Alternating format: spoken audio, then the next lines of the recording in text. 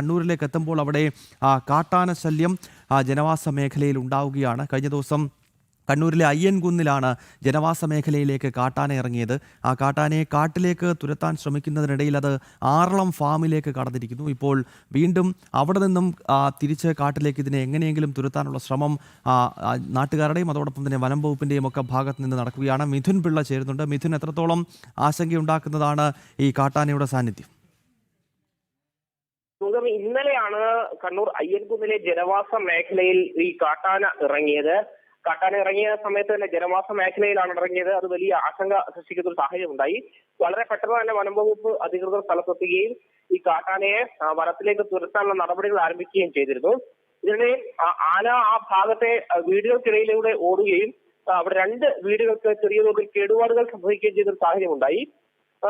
തുടർന്നും ഈ ആനയെ കാട്ടിലേക്ക് തുരത്താനൊരു നടപടികൾ പുരോഗമിക്കുന്നതിനിടെയാണ് ആന ആറള ഫാമിലേക്ക് ഇപ്പോൾ കടന്നിരിക്കുന്നത്.